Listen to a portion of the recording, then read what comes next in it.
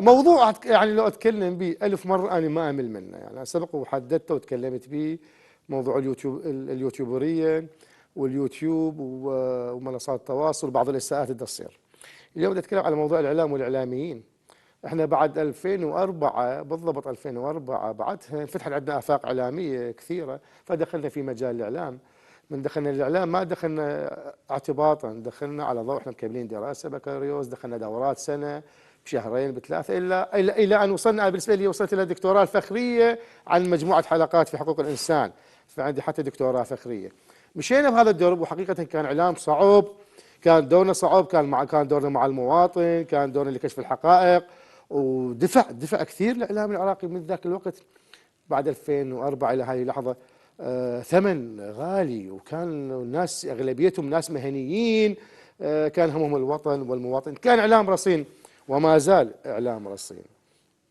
اللي حدث هسه بالفتره الاخيره اعلام موازي. شنو الاعلام الموازي؟ بعض الافراد اقول صعدوا على منصات التواصل الاجتماعي وسموا نفسهم اعلاميين، لا ملكوا شهاده، لا ملكوا معرفه، ولا ملكوا فكر، ولا ملكوا تاريخ وتدرج. سمى نفسه اعلامي وصعد، او سمت نفسها اعلاميه وصعد على وسائل التواصل، وهذا مع الاسف ما اعرف شلون يصعد ترند.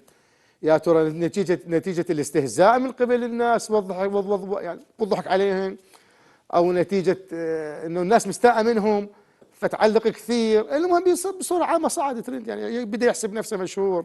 هذا مسيء. اول مره مسيء للخط الاول الاعلام المهني اللي بدا بعد 2004، وناس مهنيين عملنا في قنواتنا الفضائيه، وحملنا هم الوطن والمواطن بايدينا الاغلبيه والله. زين، هذا اللي يصير الخط الاول، لان هذا اصلا مو اعلامي، ما اعرف شلون يعني. وهذا ايضا يكون مساله معينه. هذا اللي سمى نفسه اعلامي على وسائل التواصل، انا ما اتكلم عن الكل، اتكلم عن البعض، او اللي سمت نفسها اعلاميه على وسائل التواصل، لا ما دا يملك فكره اصلا، يعني حتى معلوماته خاطئه، وده يعطي فكره سلبيه، وده يسيء للاعلام والاعلاميين، وده يغذي المجتمع بافكار سيئه. هؤلاء يجب ان يتوقفوا، يحاسبون. هاي اساءه انك اعلاميين، واساءه انك شعب حضاري يحمل قيم حضاريه وعشائريه وتقاليد. فهؤلاء مسيئين. بعضهم يعطي معلومات سلبيه لانه هو اصلا ما عنده فكر، ما عنده خلفيه علميه، يعني فيقوم يتكلم بكيفه. احنا دائما يعني احمل المواطن المسؤوليه، لان المواطن يعطي اعجاب ويعطي مشاهدات، راح يصعد ترند وراح يوصل ويتوقع انه هو الافضل. فالرجاء مقاطعتهم كمواطن، اسالك تقاطعهم عن طريق الوسائل. يا اخي لا تتابعهم، خلي ينزل متابعتهم ومشاهدتهم. بعض هؤلاء يعطون افكار غلط ومواضيع خاطئه، وبعضهم دا يقلد برنامج او دا يقلد اعلامي او دا يقلد شخص، ولكن ما يقدر يوصل الى مستوى. أنا أوجه الناس إلى أخوان، الشخص يشوفه غير متزن، الرجاء عدم متابعته في سبيل لا يصعد الترند.